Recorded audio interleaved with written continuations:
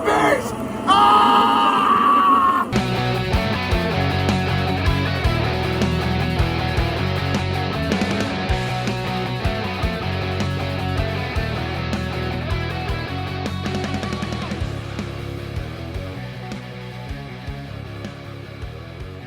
Hello, and welcome to another episode of Not the Bees, the Nicolas Cage filmography podcast. I'm Elizabeth. I'm Megan.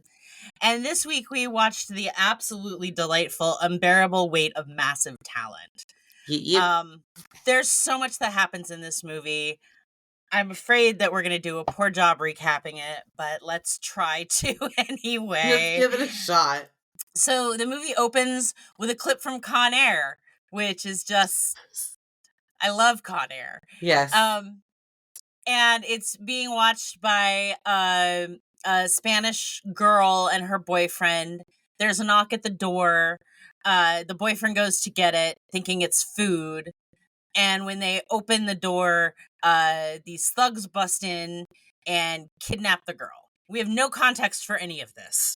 Cut to Los Angeles. We've got Nic Cage with a full beard.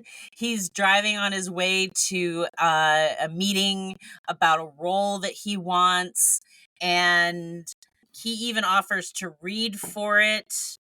Which, don't worry about the Boston accent. I nailed it. Been working on it all week. Yes. And who is he meeting? Is it the director or is it the writer or the director or producer? And he's like, somebody. No, Nick, you don't have to read for me. Yeah. You don't have to read, but he just insists on it. And it's honestly, his delivery is amazing. So then he gets back in his car and he's driving along. And one of my favorite scenes happens where we get Nicolas Cage, full beard, driving his car, and sitting in the passenger seat to him is a de-aged Nicolas Cage, who he calls Nicky. So we've got Nicolas Cage and we've got Nicky. And he's kind of arguing with himself, and Nicolas Cage goes, I'm an actor, and Nicky goes, no, you're a fucking movie star! So good. Nicholas kicks Nicky out of the car. He goes to his therapy appointment, which we discover is actually an appointment with him and his daughter and the therapist, but he's completely ignoring his daughter. Just talking about his movies. Just talking about his movies and his job and you know, this part that he wants. He drops the daughter off.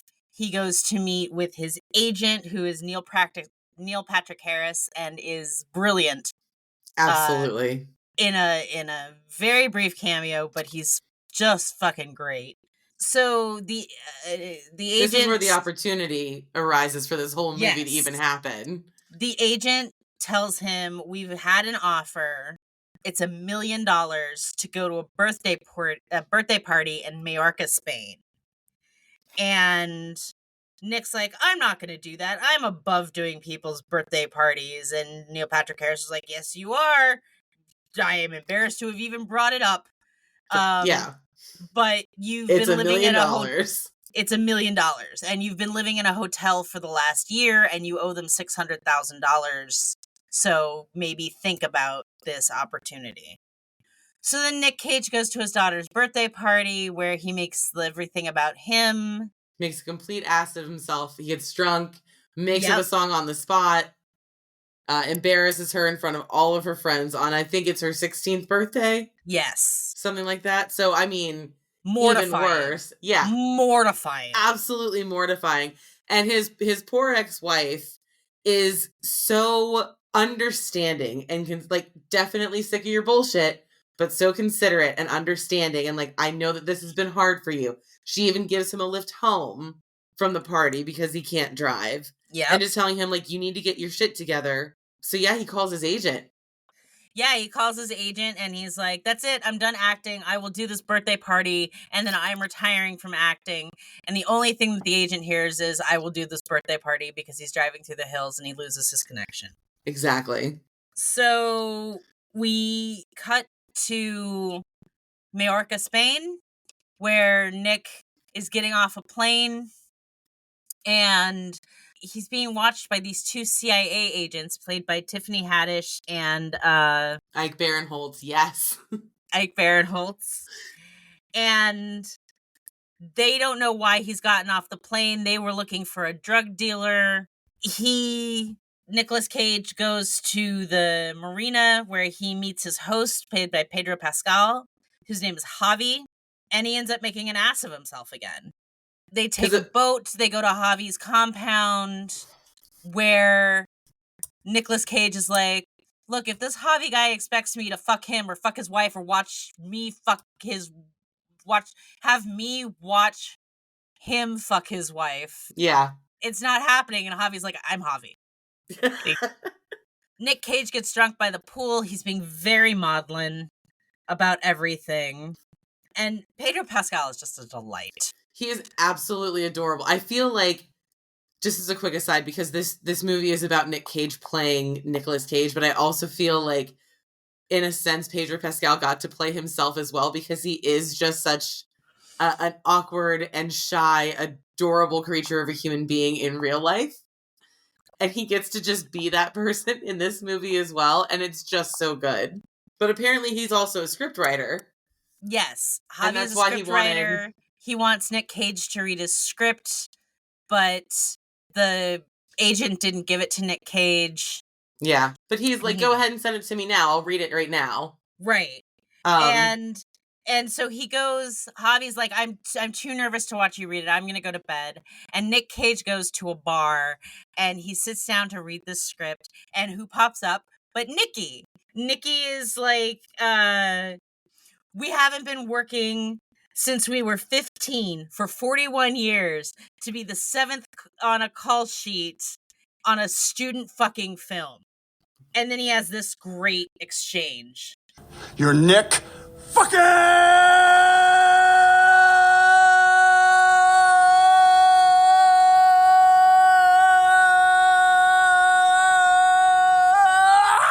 Whoa, Cage! It's so good. It's so good every time I hear it. It's so good. So the following morning, we jump from that conversation. Well, before we jump from there, after that Nicolas fucking Cage came out, Nikki kissed him. Yes, yeah. Nicolas Cage smooch is good. Smooch is good. Smooch is good. And what a fucking smooch it was. It was so good. Oh. After he kisses Nikki, the CIA picks him up. And they're like, we believe Javi is a drug dealer. We believe he has kidnapped the daughter of the president of Catalonia. And we need your help. He's like, you need my nouveau shamanistic acting ability? Yes, we do. They give him instructions, and we cut to Javi's birthday party, where Nick goes upstairs to the security room, and he is supposed to set these cameras, wait for the system to reboot, and he puts on his hand it's like a dermal sedative. Yes. Like on his palm, yeah. So, like, the idea is, like, he sticks it to his palm, then he takes the cover off, and if he touches someone with it, they'll pass out within, like, 30 seconds. And but what does he do immediately? Immediately. Fucks it up. Touches his forehead. And then he starts to feel the effects of the toxin. He locks himself out of the room. Tiffany Haddish is trying to talk to him, trying to get him to go out on the ledge and shimmy over to the next window. And it's a whole fucking thing, but he does it. It's also hilarious considering that he should have been out cold within 30 seconds. So it just speaks to the constitution of Nic Cage that he can take this really incredibly serious, like, military-grade sedative and not pass out from it. He can also shimmy along the edge of a fucking building. So he goes back to the party, and Javi is like, I want to tell a story, and he tells a story about how his dad was dying, and he and his dad came from 2 different worlds. They, didn't really understand one another, but they bonded over watching Guarding Tess. And it's a really beautiful little scene. And then Nic Cage is like, I've read Javi's script. I think it's great. I don't want to be in it, but I think that I should stay a few more days and we should work on our own project. Yeah. So The next morning, he wakes up, and Javi is the CIA is like, we think we know where the girl is being held on the compound. Why don't you go check out this room? And on his way to check out that room, Javi shows up with LSD. And Nick's like, fuck it. He's like, fuck it. So they get high on LSD. They're driving into the town. They This is look where like we get that iconic scene where they look at each other. That's been memed so many times. Complete idiots. Yeah. They have a little romp in the town. They sit and they buy ice cream and they're sitting there talking about their film and like, maybe we can make it like a thriller or something. And they're still off of their fucking asses on acid at this point. Yes. And they go back to the compound, and Nic Cage goes to the room where the CIA thinks the girl is being held, and he's like, Javi, I need to see what's in this room. And Javi's like, are you sure? Once you go in that room, It's gonna be different. Yeah. You can't unsee what you're gonna see. And he opens the room, and it's this shrine to Nicolas Cage. He's got the mother of pearl, or the beautiful string of pearls from the Rock. He's got the chainsaw from Mandy. He's got the sequin pillow from Wish. Yes. And then he's got a Nicolas Cage wax figure holding the golden guns from Face Off. Life-sized. And Nicolas Cage is like, this is grotesque. What did you pay for it? And Javi's like, I paid about $6,000. And Nic Cage goes, I'll give you $20,000. And Javi's like, it's not for sale. So either way, the girl's not here. This is clearly just a collection room. And so next is when he tells the girl isn't there. Yeah. He tells the CIA the girl isn't there. Haddish says to add a kidnapping storyline to the movie that he and Javi are working on. He's trying to tell her that that's not a good idea. And she's like, it's a trailer moment. You need something to get people into the theater. There's a thing about this movie where it's very meta. It's very much about Nic Cage playing Nic Cage and creating and crafting the movie that Nic Cage is in. Yeah. It's very smart. It's done very well. It is. So Nick suggests his daughter is the one that gets kidnapped, but Javi's not into it, and shoots it down. They happen to be shooting with a rifle, so there's a heavy scene where Javi takes the gun and accuses Nick of lying, says he knows why he's talking about a kidnapped girl, but it's about the guilt he feels about the kind of dad he is, not because Javi has an actual, Yeah. So the next morning, Tiffany Haddish says that she was followed. She needs to get out. Nick goes to make a run for it, but Javi catches him, and Nick thinks he's threatening him. But it's actually surprising that Javi has brought his ex-wife and daughter to Majorca to help repair their relationship. Nick's ex-wife isn't having any of it. Javi made it sound like it was so much more serious, and he apologizes and invites them to stay for lunch so that Nick can say what he has to say. And we have this lunch where Nick apologizes to both his wife and daughter, but they're kind of not buying it. Like, you're just doing this for your own ego trip sort of thing. Javi gets called from lunch to go see his cousin. And we follow Javi as he's talking to his cousin. They're eating cereal. And Javi is able to determine that his cousin has kidnapped the girl Maria from the beginning, Maria. Meanwhile, Nick gets on the phone with the CIA about Javi flying his family in to try to have them extricated. Haddish tells them that to get Javi alone and try to take him out so that they have time to get them out. He tries to tell his ex-wife what's going on, but she doesn't believe him. No, she thinks it's all part of another movie that he's doing. Javi and his cousin have this conversation. The cousin's like, Nic Cage is working for the CIA. And Javi's like, bullshit. And the cousin's like, not only is it not bullshit, but I think you knew about it. And draws a gun on him and almost kills him. Yeah. And tells Javi, you are going to kill Nic Cage. So we have this really tense scene where Javi and Nic Cage meet under a portico, and they're like having a conversation that is not about the conversation that they're having. They just decide to take a drive up to the cliffs to work on the third act.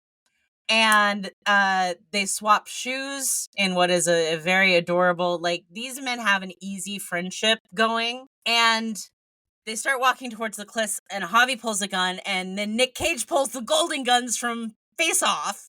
Yes. And they're staring each other down, and Nic Cage is like, "You're a drug dealer," and Javi's like, "No, my cousin is the drug dealer. I am just the face of this enterprise." And he's like, "But you take the money," and Javi's like, "I can't just leave this life. Like, that's not an option." Yeah. "But this is why I'm not with Gabriella." And Nic Cage Who is he's like, clearly "Oh, in love you're with. into..." Yeah, who he's clearly been in love with for the entire film. And Nic Right. Cage is like, "Wait, you have a thing for Gabriella?" And it's like, duh. Duh, dude. So all of a sudden, shooters come out after them, and Javi's like, "Ah, my cousin must have known I wasn't going to kill you." And they go running towards the cliffs, and they run back around, and they get back into the truck, and they are able to stop these shooters. They get back to the mansion to find that Nicolas Cage's daughter, dun dun dun, has been kidnapped. Now it's an action film to get her back. Gabriella, Javi, Nicolas Cage, and Nicolas Cage's ex-wife, go to a safe house, but find that the CIA has been murdered. They go to Javi's safe house, and they hatch a plot to walk right into the cousin's compound by making Nic Cage look like Sergio Baldassari is the character's name. He's one of the heads of an Italian crime family, but he hasn't been seen publicly for 15 years. Which is why they think they can pull this off. And conveniently, Nic Cage's ex-wife is in this film a former special effects makeup artist. So it's so convenient. So they make Nic Cage up to look like Sergio. They go rifling through the compound. They find the girls. He gets all the girls to safety. A chase ensues. They're on their way to the U.S. Embassy. The cousin is still chasing them. They bust through the front gates of the embassy, and Nic Cage stabs the cousin with a knife. And then it's revealed to be the scene of a movie where the wife is replaced with Demi Moore, and the daughter is replaced, and Nic Cage is, playing Nic Cage. And we cut to a theater where they're all watching, and the end of the movie, and they all start clapping, and Nic Cage is like, "We're back," and Neil Patrick Harris goes like, "Not that we went anywhere." That's it. Javi is now a screenwriter. He's out of the life. Nic Cage is having bonding with his daughter and his ex-wife. The movie, our synopsis, our recap that we just went through, does not do this movie justice. No. This movie is a delight. Absolutely. And there's so many moving parts to it. There's so many like wonderful like little things. Like at one point after they've gone and like bonded, like jumped off the cliff, like pretended they were in the film or whatever to get him to stay on. He asks Nicolas Cage, or Nicolas Cage asks him what his favorite movie is. He's like, "I can't do one. It's 100 years of rich history." He's like, "All right, give me your top three." And he says, "What is it? It's Face Off." No, Face Off is the first one. Then The Cabinet of Dr. Caligari. Yes. And then Paddington 2. And Nicolas Cage is like, "Paddington 2?" He was like, "I cried the entire way through. It made me want to be a better man." So they watch it together, and he's like, "God damn it, Javi, this is the best movie ever." It's so good. This movie is serious and camp and hilarious and adorable. I love in so many ways. Every scene with Nikki. Every single scene with Nikki is a pure gem of a scene where Nicolas Cage is having this internal monologue with his younger self. And like the de-aging technology has gotten so good. He looks like Nic Cage from Moonstruck.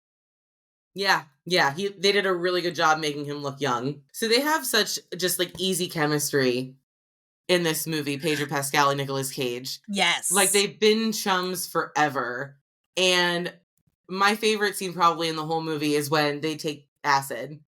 And, they're driving and they get into town and they're walking around, they're talking about their movie, and they sit on the steps and they're talking about adding this like, thrilling component to it.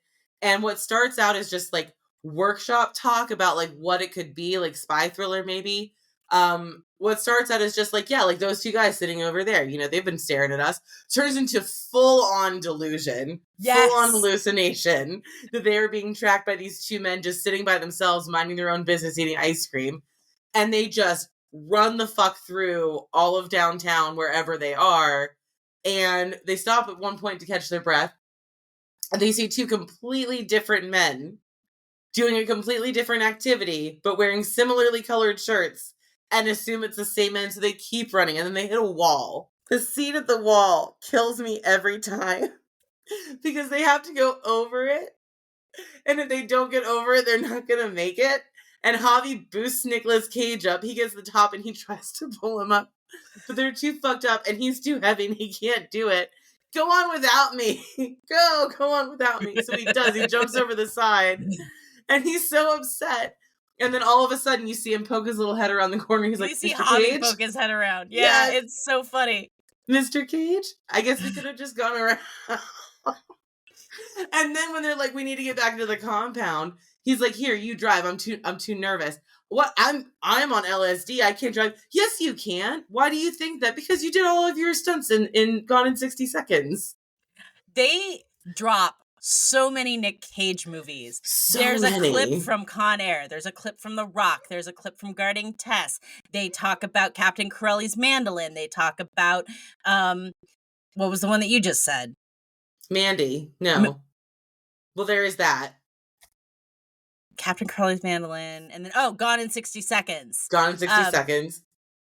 They talk about when they're looking at the Nic Cage artifacts, as I will call them.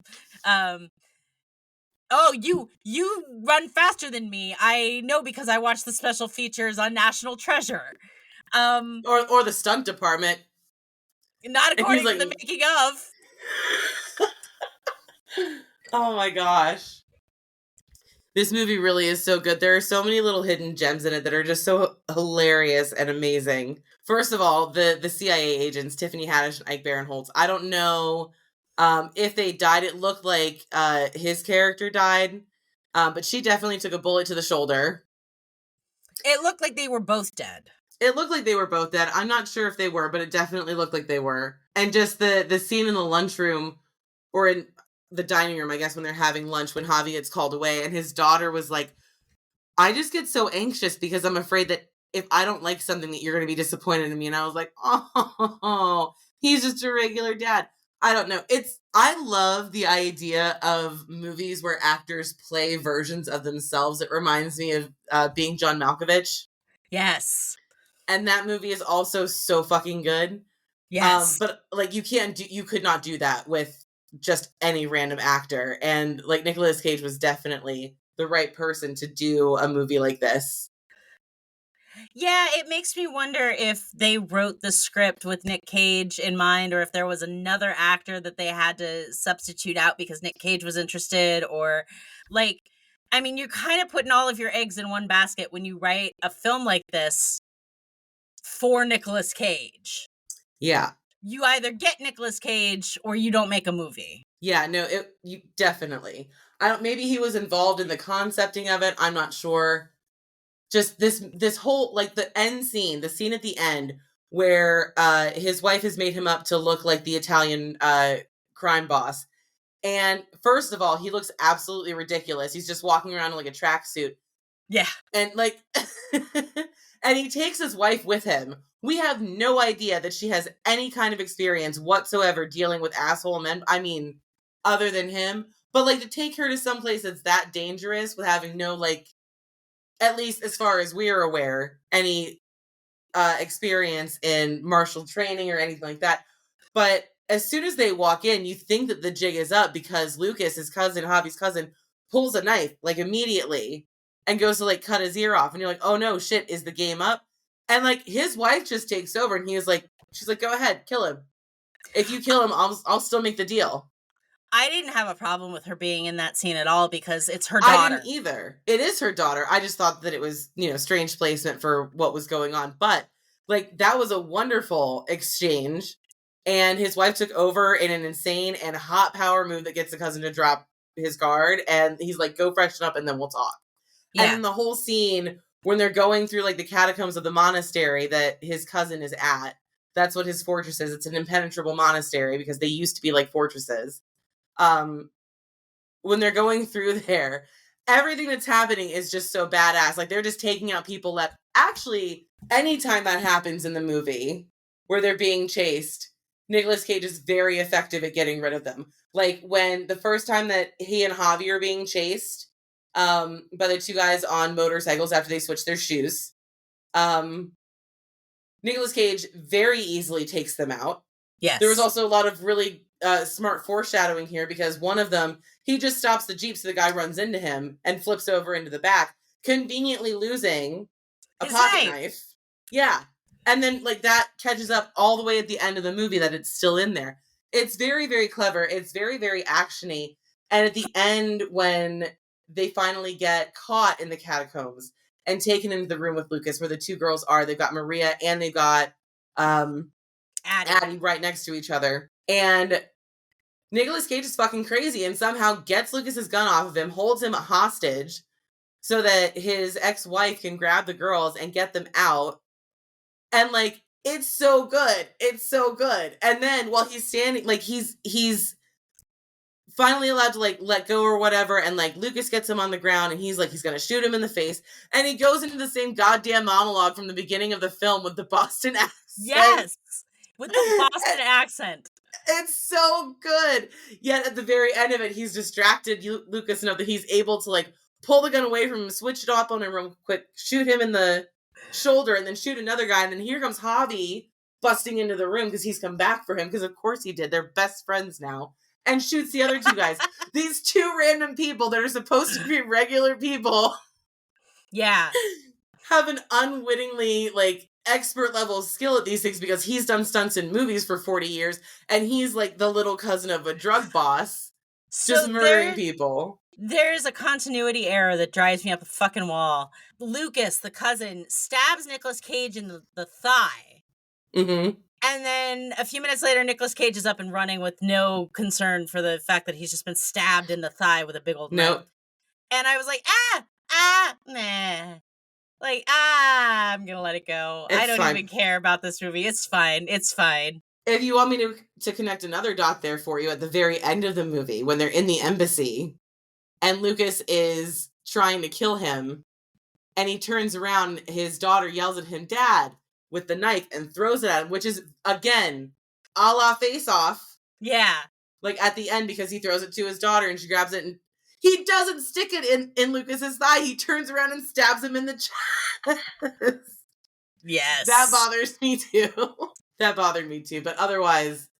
But I don't care. I'm going to let all of these go. Like, water off a duck's back. It's fine. It's fine. Because those are the only couple of things. Goddamn delight.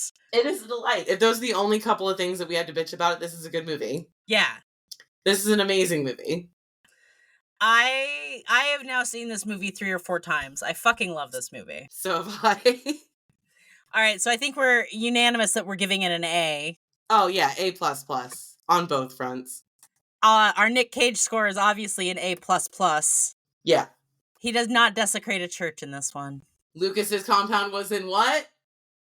A monastery. Shit. Oh shit! Does he desecrate a church? I mean, he was shooting shit in there. Yeah, that's desecration. He murdered 2 people in the catacombs. All right, you're right. All right, that's our 3rd desecration film out of 9 that we've watched. Jesus Christ. And I think that's it for this week. As always, if you're enjoying what we're doing, you can kick us a few bucks over at patreon.com/notthebees. You can follow us on Instagram at notthebeespod. We really appreciate everybody listening and following along with us. And all of the notes of feedback that we've gotten from everybody have been so helpful and so useful. And we're just hoping to keep doing this and keep everybody entertained. So until next week, I'm Elizabeth. I'm Megs. And we will talk to you later.